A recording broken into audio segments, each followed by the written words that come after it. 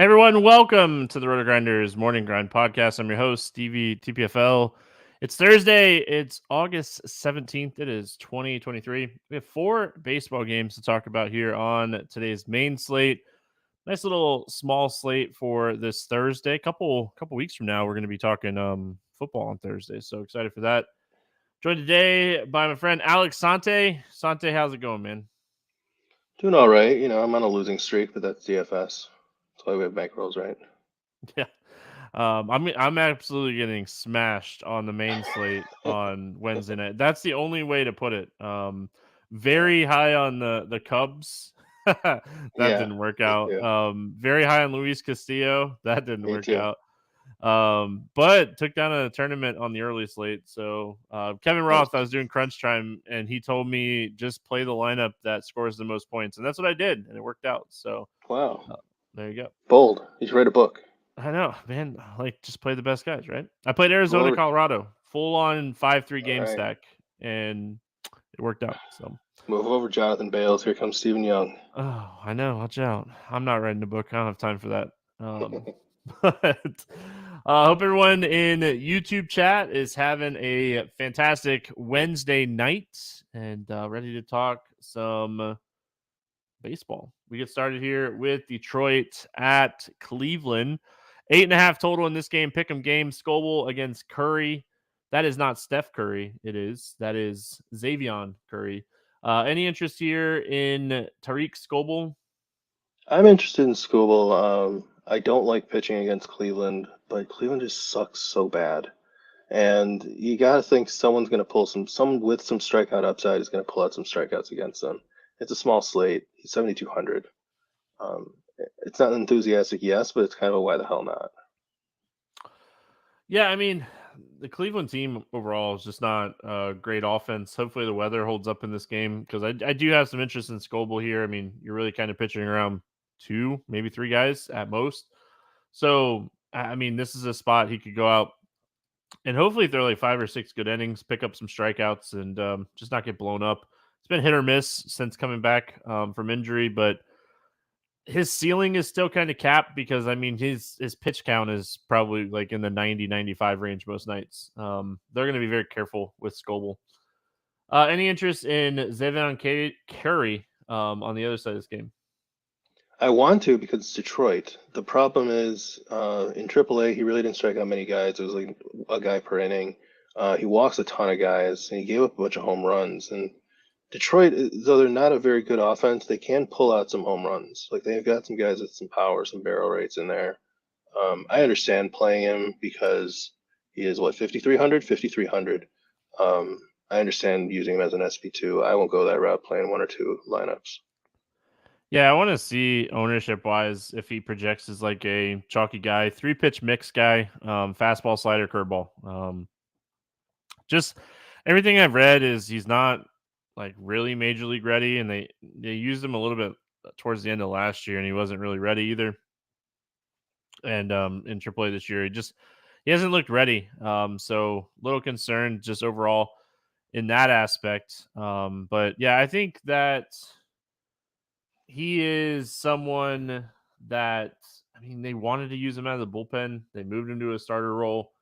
5,300 punt play against Detroit. I mean, you could do worse. I mean, I'm not playing Adam Wainwright in the same price range, so No. um, just looking at who's in this price range, I think he's in play because more or less just because of who he's facing on the slate.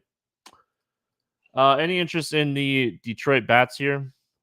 Curry is in play, but at the same time, Detroit bats are in play. Just about anyone can get a hold of one off of him. I mean, the command on this guy, it's 3.5 walks per nine in AAA. When I see that and translates to the major leagues, even a quad A team like Detroit, I think, if there's a team if there's a team that Detroit can exploit, a pitcher that Detroit can exploit, this is kind of the type of guy who they can exploit. Yeah, I mean, I don't get excited about playing Detroit, but I also think like Riley Green, Kerry Carpenter, Torkelson, they have a little bit of upside in this matchup. If Padu hits leadoff, I don't hate that. He's like 2.9K.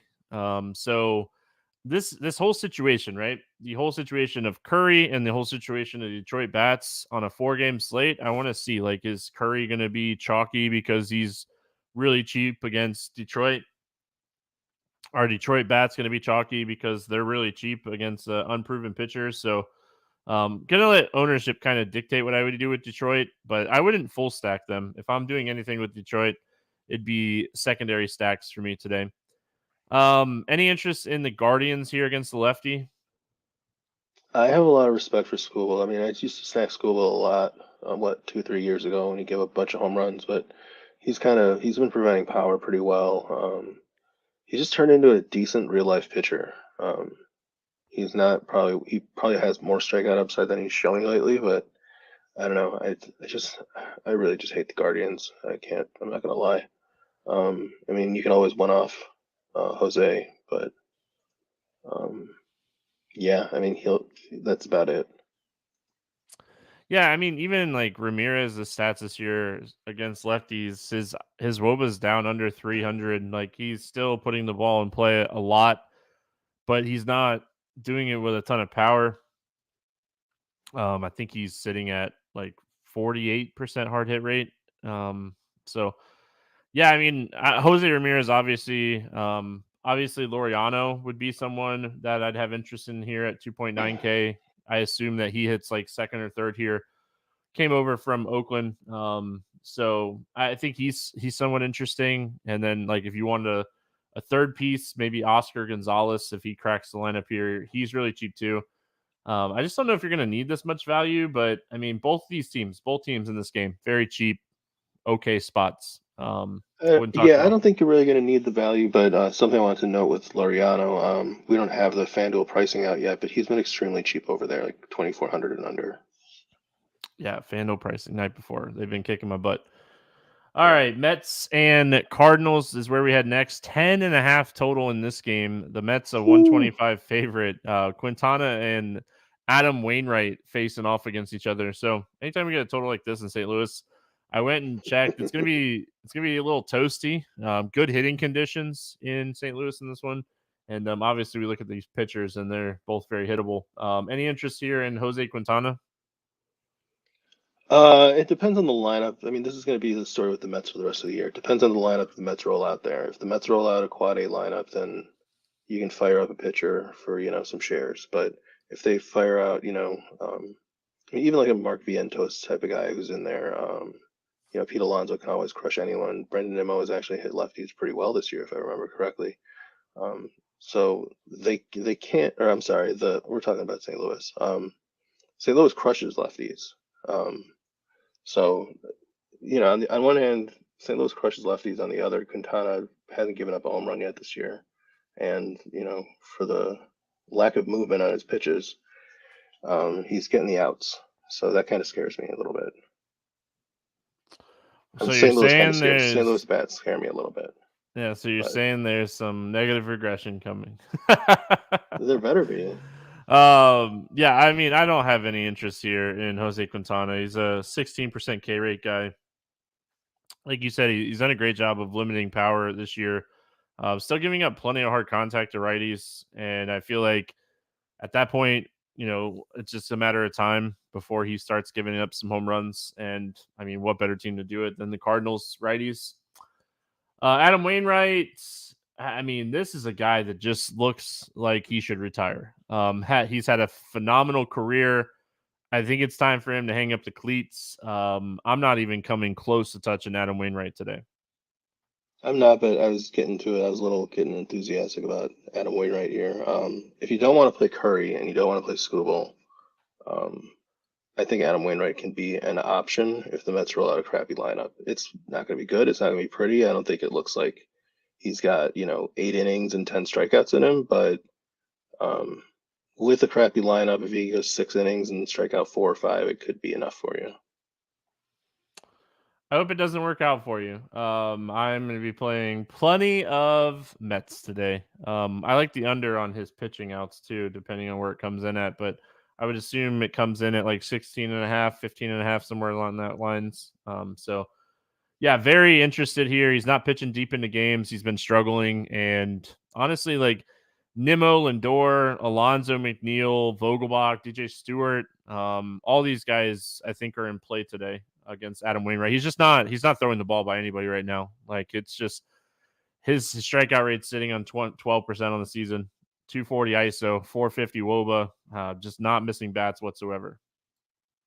On a 4-game slate, we can pretty much play everyone, but especially in this spot, I mean, I'd play Danny Mendick and Jonathan Arose. Like, I'll play anyone against Wainwright. I don't have love for Wainwright. I'm saying, like, I understand playing him, but of course I am more enthusiastic about the Mets bats. Like, no matter what crap they put in the lineup, just because it's a AAA pitcher. So I mean, these are AAA hitters, with Pete Alonso and a couple of other guys. Bats for the Cardinals. I mean, I like the Cardinals here. Again, I think that it's just a matter of time for Jose Quintana. Obviously, Arenado, Goldschmidt, these two guys are fantastic against lefties. And then Jordan Walker, I mean, finally starting to show a little bit of upside, which is great to see. I assume that like Edman and Motter, be interesting to see if Kisner catches or not. But yeah, I mean, I think this is a great spot to target the Cardinals. So the thing with Quintana is he throws straight balls that aren't very fast. And with a team that hits lefties really well, I kind of just want everyone. This is kind of like this is just definitely a play everyone spot. I want Goldie. I want help. Give me whoever's catching. But I don't like Tommy Edman too much. But I would play him too. Tyler O'Neill is obviously a great play. Nolan Arenado is a hell of a play. You could just, I mean, if I'm playing 20 lineups, I'd probably have 8 Cardinals lineups. Yeah, for what it's worth, Edman left the game on Wednesday. So did Nootbaar. Oh, he did. Both of those guys left the game Wednesday, and Contreras is banged up right now as well, dealing with like hip tightness. They did say he was available off the bench. I don't know if he pinch hit or not. I didn't like check back on that game or not, but they're dealing with some injuries right now. So O'Neill, Walker, like we could get some cheaper righties to add with like Arenado and Goldschmidt in this spot, which would be nice because I think if you're just stacking St. Louis, you're playing this game, you're loading up on the bats in this one. Well, Jordan Walker deserves a break. I mean, he's a real talent. He's struggled. Came out of the gates pretty hot, and he struggled pretty recently. A guy who's throwing 90 miles an hour up the middle, come on, man. Okay, Cubbies are on the board. What up? Home run from Nick Madrigal. Nick Madrigal? Yeah, pinch hit home run. You gotta love those. All right, I'm not tilting actually. I'm a perfectly like watching Castillo kind of get shelled. I was like, all right, well, I'm not gonna have a good game. And fire like this night into the sky. The pinch hit home run. It's not even gonna tilt me tonight. Not gonna happen. I'm done. Yep. I was done when I think Stone Garrett hit a home run off of James Paxton. I was like, I'm done. I was looking at like my pick'em stuff too, and I was like, man, it's just one of those days where it's just not going to be a good night. So no, not even worried about it. Moving on, Arizona at San Diego. Gallen and Hill facing off against each other. 8.5 total in this game. I mean, slight favorite to Arizona, but pretty much a pick'em game. Zach Gallen, 11,000. We have plenty of salary today. Do we pay up for Zach Gallen on this slate? I have a quick question. How do you feel about that line being a pick'em? That's kind of weird to me for this matchup. I mean, Rich Hill does Rich Hill things, but I would probably have this at like Arizona minus 140-ish range. I would definitely have Arizona as a favorite. It's more, I mean, you get the home bump. So, I mean, they are playing in San Diego. So that makes sense. The home bump, and I mean, yeah, San Diego is a good offense. It's just Zach Gallen has been an elite pitcher this year. Zach Gallen has been a Cy Young Award candidate, and I think he's the best pitcher on the slate, despite who's pitching in LA. So, give me all the Zach Gallen. I think San Diego has a lot of scary pieces. They can do a lot of bad things to pitchers. They've also wet the bed plenty of times. And in San Diego, which is like a decent pitcher's park, give me Zach Gallen. Yeah, I have a ton of interest in Zach Gallen in this spot. Rich Hill on the other side of this game, 6,400. Arizona coming off of Coors, going to San Diego. Any interest here in Rich Hill? Don't the pitchers usually fly out the night before? Typically. Out of Colorado, typically. I mean, most of the time when they're on the road, if you're starting the next day, you usually travel a day before. Yeah, so I mean, Rich Hill has had, what's been a recent Rich Hill type of year. What stands out to me a lot is the 84% contact rate. Rich Hill, even when he was old and like half decent, was getting a lot of strikeouts, and right now he's only getting about 8 per 9, and he's walking a lot of guys too, right? 3.5 per 9. He's given up some home runs, 1.3 per 9. He's given up a lot of barrels, 10.1% barrel rate. So he isn't a gas can, but we can treat him like one on a 4-game slate. Yeah, I just don't see myself getting to Rich Hill today. He's had games this year where he's pitched phenomenal. He's done Rich Hill things. I say it, but I wasn't really joking.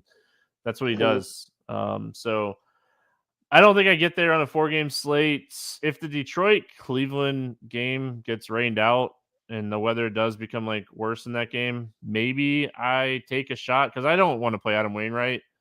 But in that scenario, I'd probably just take shots on like Lynn, Scoble, or no, Scoble would get rained out. So I'd take shots on Lynn, Gallen, and Burns and just say I'm going to play the 3 studs. We have plenty of value. There's so much value in that second game we talked about, Cardinals Mets. So, Arizona hitters. What do you like here for Arizona against Rich Hill? Is Rich Hill still reverse splitsy or neutral? He's I more can't see neutral myself. this year than he has been. Even the last couple of years, he's been more neutral. So he's got a little question for you. Is it a soft tossing lefty is decent to steal on still, correct?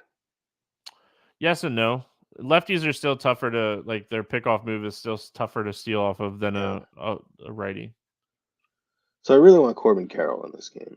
I think if people do decide to attack Rich Hill, they'll be underweight on Carroll.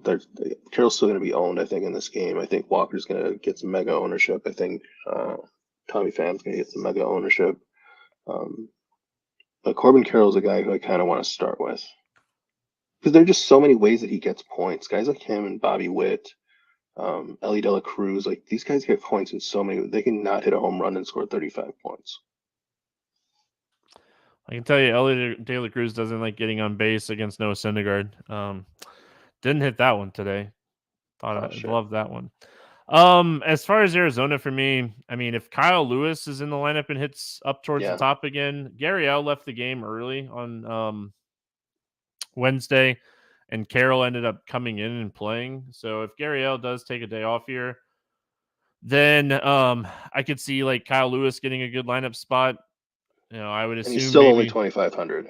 Yeah, he's cheap. So Nick Ahmed maybe starts again. So a lot of potential options, a lot of potential value here for Arizona. Kennedy's been playing; he's cheap. So definitely like Arizona. I think Walker is one of the top hitters on the slate. This guy he crushes left-handed pitching. Tommy Pham's good against lefties as well. But Christian Walker, probably my favorite hitter on the entire slate. Love this spot for him. Other side of this game, San Diego. I mean, Zach Gallen is a above average pitcher. This is above average offense. What are you doing with the Padres today? If I'm building 20 lineups, I might be building 20 Zach Gallen lineups. I wouldn't touch a Padre. But if I'm not hitting the lock button on Zach Gallen, one-offs like, Juan Soto, obviously, like you can try to get some things to happen with him. I was going to say Tatis, but I mean, yeah, it's just so expensive. There isn't really a cheap option. If Grisham hit higher up in the order, which he's not, he would be an option. So it's pretty much, if you're going to not break the bank totally, I guess I would go with a Kim one-off if I wasn't playing Gallen, but I'm not playing Gallen, or I'm playing Gallen everywhere.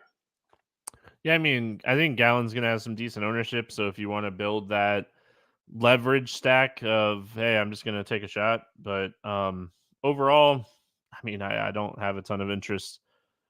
Not a ton of interest in this spot for San Diego. All right, we finished the slate out. Milwaukee at LA taking on the Dodgers, 8.5 total. The Dodgers a 145 favorite. Burns and Lance Lynn facing off against each other here. Any interest in Corbin Burns? Absolutely not. I don't really get into hot streaks and cold streaks. There's just something broken with this guy, and I don't know what it is. This isn't the same hyper athlete that we saw since 2020, just mowing down everyone and dominating ball games. I can't trust it. And if I'm going to trust it, I'm not going to trust it against the Dodgers. Yeah, I've looked into his stats. I can't figure it out.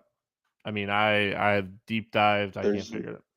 There's nothing there. I used to cover basketball, and a guy told me someone was on a shooting slump, and I was like, I don't really believe in hot streaks and cold streaks in basketball. And the reporter told me, you never know what someone's going through in their life. Like a divorce, argument with a family member, whatever, some little aches and pains. You never know what's going on. And sometimes, like every now and then, I remember that, and I think like maybe something's just going on with Corbin Burns that no one knows about, and hopefully he gets over it sometime soon. Yeah, I mean, for a 4-game slate, ceiling wise, when he's on, I mean, he could outscore everybody on the slate. It's a tough matchup. I think if you're playing anything over like 3-incher max, you get exposure to Burns. I might have exposure to him in a 3-incher max because of how the pitching is on this slate. So, I mean, you're just chasing the ceiling, but you're also probably, if you're playing a 3-incher max and you're playing Burns on one team, you're probably stacking the Dodgers on another because, I mean, they have the upside if he's struggling to just beat him. They can beat anybody when the pitching is struggling. So, let's talk about Lance Lynn on the other side of this game. I mean, a lineup that can get some lefties in there, but I mean, Lance Lynn just seems like I wouldn't even say safe, but he seems like a solid option today. Lance Lynn gives up some homers to righties too. This isn't the old Lance Lynn of 5, 6 years ago where we only play the lefties. So he can give up home runs to anyone. Obviously, he gives up like 2.5 homers per nine or something like that to lefties, so we want to target them. But um, I don't know. Lance Lynn can also get 16 strikeouts as he did earlier this season, and he can do it against just about anyone. And the Brewers can strike out a lot. So if I'm playing if I'm playing 3 lineups, which I probably am, I'm probably playing Lynn and I'm probably playing a Brewers stack. If I'm playing 20 lineups, I might play 5 Lynn's and 5 Brewers. Yeah, I mean, I think Lynn's a solid option today. Before we get into the bats, Michael in YouTube chat says it's a small slate. Is it okay to leave more money on the table than usual? If so, how much? I mean, if you're looking at projected ownership and you're on a pretty like chalky pitcher build and you're liking some chalkier bats, I have no problem leaving money. On the early slate for Wednesday, I ended up like switching Carroll to like Lewis and leaving. I think I left like 2,500 after I swap one more thing. So, I mean, I'm always okay with leaving salary because I feel like if you like the build and you're getting what you want, like if you get like a 4-4 or a 5-3 or something like that, and you're very happy with your build and you like your pitchers and you have money on the table, leaving money on the table is going to give you a better chance of making a unique team on any slate, but it's definitely going to give you a better chance on a bigger or smaller slate. So, Yes. love leaving salary on the table. And as much as your question, like how much, I mean, it's going to depend on like what you like. Is there a guy that you're at 1,500 left over and you're like, oh man, I can upgrade this one player for 500 and I feel really good about my team at 1,000 left over. I'm not going to tell you no. I'm not going to tell you no at any number. Like, don't do anything silly. Don't build a lineup that's like, oh, I'm leaving $15,000 on the table because I want to be the cheapest lineup. Well, you're probably missing a lot of good bats or pitching. A little kind of not really a rule, but I won't spend that extra money to get more ownership. If I do spend that extra money turning a 5-3 into a 5-2-1, I'm spending it on the one off and I'm taking a decrease in ownership. All right. Talk to me about the Milwaukee Bats. All of them. I mean, Lance Lynn gives up so many home runs when he's not on. I could play all of them. I think there's I mean, Yelich is the obvious one as a lefty, but Contreras, if he can get under the ball, Adames, he's not as cheap as he used to be, but he can get under the ball. Frelick can steal a base if he gets on. Carlos Santana's doing Carlos Santana things. Every now and then he gets a walk. Every now and then he gets a home run. Every now and then he gets 2 home runs. Monasterio can get under the ball. Canna can get under the ball. Brian Anderson can get under the ball. Joey Weimer can get under the ball. Like, there are a lot of guys who can put up 7 runs on Lance Lynn, and Lance Lynn's got a good leash. So if Lance Lynn is bad Lance Lynn could get out there and stay out there for about 6 innings. Yeah, I don't mind stacking up Milwaukee. I think Lynn's going to get some ownership today. Maybe for good reason too, though. So Definitely don't mind Milwaukee. Don't mind Lynn. It's one of those slates where I think that outside of like Zach Gallen, I'm pretty certain that you can do anything else hedge wise on this slate. Dodgers bats against Burns. If he's not on, man, Dodgers, they have the upside to beat anybody. So yeah, very interested in stacking the Dodgers here. This is where I don't foresee myself leaving money on the table because I think I want to play all the Dodgers that I can, and just treat them like the Braves tonight because it's and if Burns comes out and strikes out 10 guys, like I lose, it's lose again. But there's no real in between with Corbin Burns this year. It's bombs away or it's a decent like strikeout per inning type of outing. But I think everything's there for the Dodgers to just tee him up. All right, let's play the morning grind game, and then we'll get out of here. Pretty quick podcast today. Nice little 4-game slate. Allows me to go get some NASCAR work done. Doesn't hurt my feelings. Under 8K to get 6 or more strikeouts. Who you got? Schoolball. Yeah, that's easy. Yeah. All right, I'll take Rich Hill, I guess. Over 8K to score under 15. Who's your bust today? I'll stay with Burns. Oh, I thought you were going to take Lance. Do we have 3? No, I was gonna take Lance. I would rank my favorites to score the most points today: Zach Gallen, Lance Lynn, Corbin Burns. So I'll say Lance Lynn. I think Lance Lynn, Burns, and Gallen all have the chance to get over 15 today. Under 4K to get, or no, over 4K to hit a home run. Who's going yard today?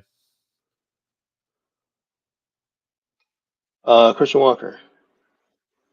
I like that a lot. I'm going to go to Nolan Arenado to go yard against Quintana today. Under 4K to get 2 hits. Who's a cheap bet that you like today? Jordan Walker. All right. Fam is exactly 4K. Give me Tyler O'Neill. Ooh. Yeah, that's a good one. Stack to there score. Were a home run under 4K. A home run under 4K, I'd go Tyler O'Neill. Yeah, there you go. Well, he's going to get 2 home runs because he needs to get 2 hits for me. So there you go. Right. Stack to score 6 or more runs. Who do you got? Cardinals. I like it a lot. Man, God. F you, Chris Morel. Sorry. I'm going to go Mets against Wainwright. Maybe I'm going to stack that game up. So Morel with hashtag game stack. Yeah, there you go. Any final thoughts before we get out of here, Alex? The Discord is free for people who don't know right now. It is free for everyone. So get on the RotoGrinders Discord. We're all in there. We're all talking baseball. We're starting to talk football, getting ready to talk basketball in a couple months. It's been fun. Yeah, I'm always in Discord. Anybody ever has a question, pop it in the MLB chat. Just at me, or I won't see it most of the time. So I always have Discord open. So yeah, always feel free to ask me questions in there. Hope everyone has a fantastic Thursday. We'll be back on Friday talking more baseball. Good luck, everyone. We'll see you then.